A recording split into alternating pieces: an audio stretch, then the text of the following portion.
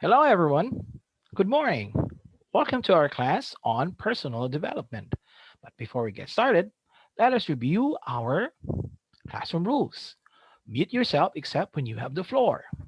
Raise your hand virtually for permission to speak.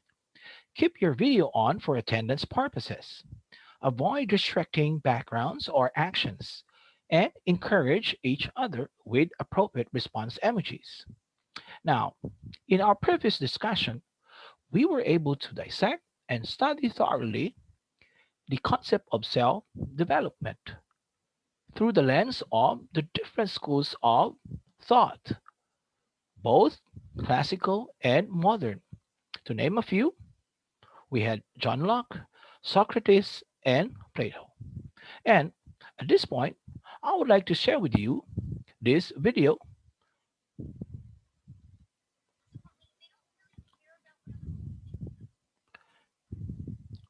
Okay, now I would like to ask you what particular branch of social science is used as a lens in order to understand the concept of self development. Oh, I can see Sophia is raising her hand virtually. Yes, Sophia. Correct. Your answer is correct. Sociology. Now, can I have another hand? Who can give me a definition of sociology? Yes, Gabriel, you're raising your hand virtually. Very good. So, sociology is the study of social life, social culture, social consequences of human behavior. In other words, society itself affects and influences the human behavior. Now, before that, let me present to you our learning objectives. Yes, Garrett, please read the following objectives.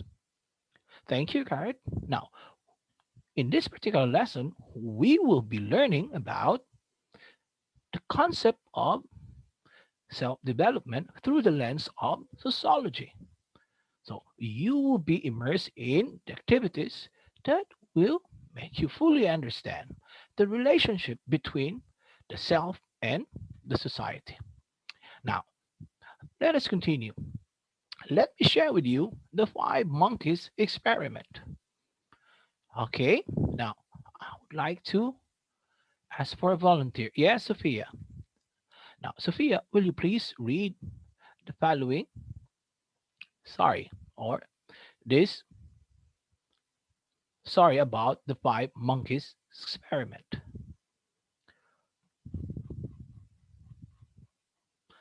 Okay, thank you, Sophia. Does this sound familiar? Oh, yes, Garrett, you're raising your hand virtually. Yes, the phrase, we've always done this before. We have always done it this way. So this phrase catches, or this sentence rather, catches the very idea of habit formation.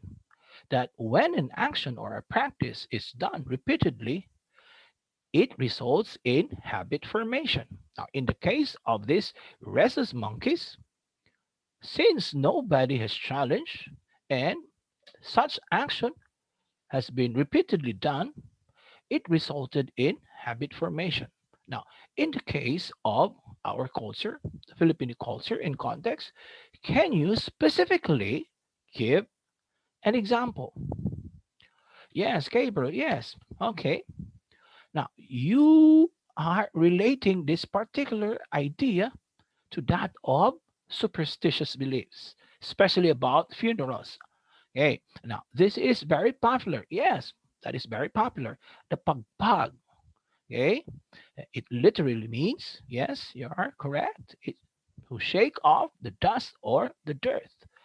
Now, this superstition, as you are saying, says that you should not go straight home from a wake. Instead, you spend some time somewhere else to confuse the spirits so that they would not follow you home. So this is something absurd.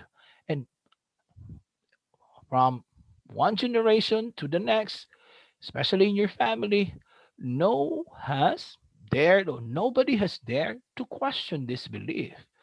And nobody has asked the question from your uh, elders, both from the maternal or paternal sides of your family, to reason behind such practice. So this has been continued from one generation to another. So it resulted in habit formation similar to that of the five monkey experiment. Now, this particular idea points to the so called cultural acquisition of a specific learned response among rhesus monkey. So, in our case, it has become or it has formed part of the very culture among Filipinos that such superstitious beliefs have been embedded in the fabric of our society, especially in our behavior, in our attitude, and the way we look at things, and the way we perceive things, when we look at the world in terms of our practices, especially about the funeral. Okay, there have been many practices that we've been exposed to, and no one has questioned this. That is why, as a result, it has formed into a habit and it has continued from one generation to the next. Now, at this point, we're going to study the social theory called the social self, or popularly known as the theory of role playing. Now, according to George Smith, the social self theory, it presupposes that the self is tabula rasa. So it also has, and this idea theory has an origin in the philosophical thought, a presupposition of John Locke that every human being is a tabula rasa. Yes, Sophia. Can you give your thoughts on this? Very good, Sophia. Okay. Man and the society are interrelated, and man can only find his personality in the context and his relationship with the society, and vice versa. And the society has an impact and has a big influence on shaping the personality of every individual. That's very correct, Sophia.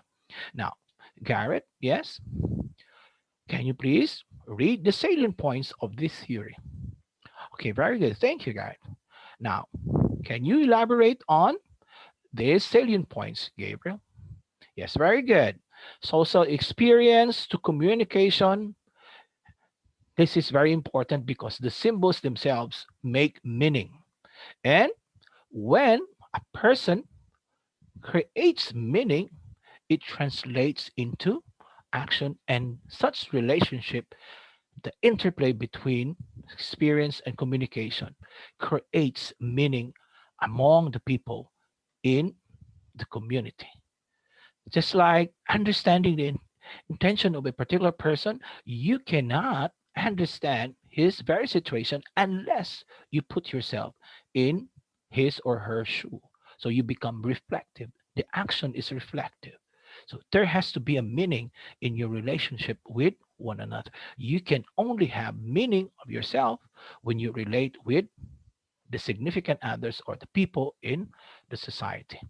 Now, yes, Sophia, can you please read the stages in mid theory? Okay, what are these stages about? Yes, preparatory stage. This is the stage where, yes, you're right about that, Garrett. Okay, the mimic or the stage where the children mimic and imitate others. Yes, Gabriel. Yes, from the preparatory stage, it okay goes to the next stage.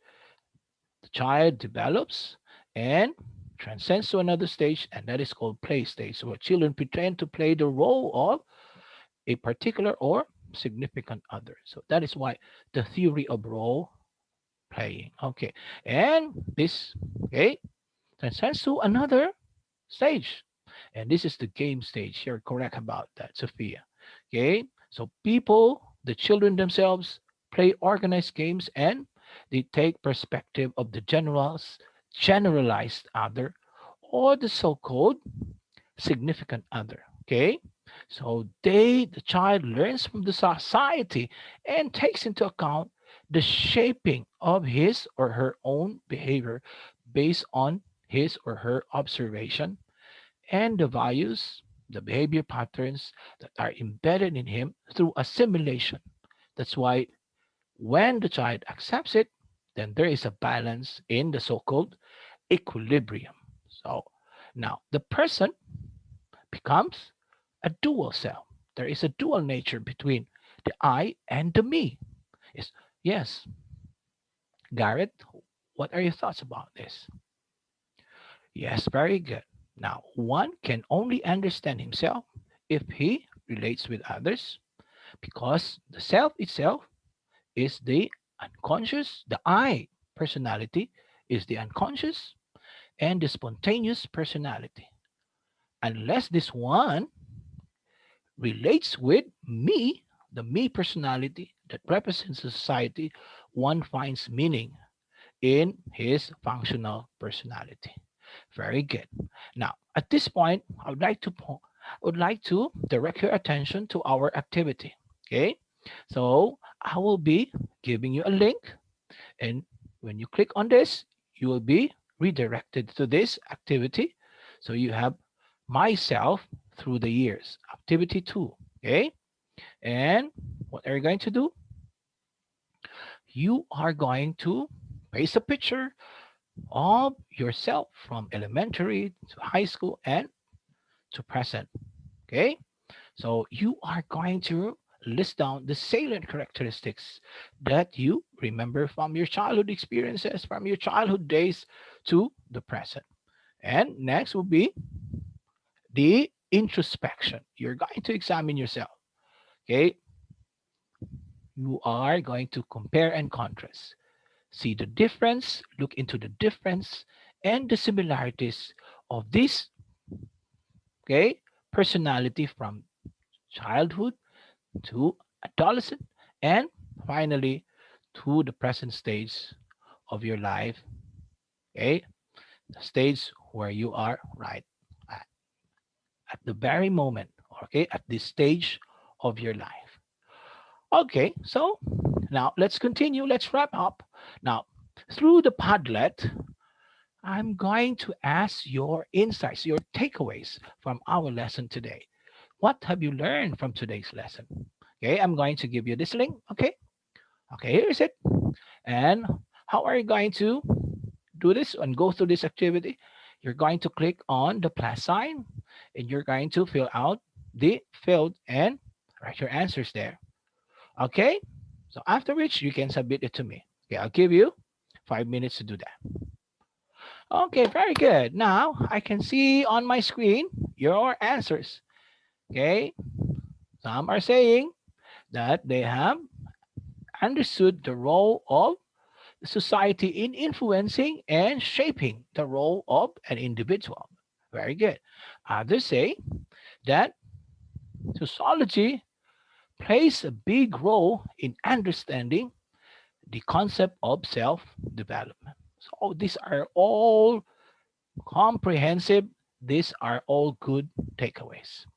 And for this, I congratulate you for having been able to participate actively. You were able to answer the questions with ease and confidence. And for that, I congratulate you. And we will see each other next time because I'm afraid we cannot continue because the time is already up. So, with that, we will have our next activity, next meeting. Thank you and good morning. Bye.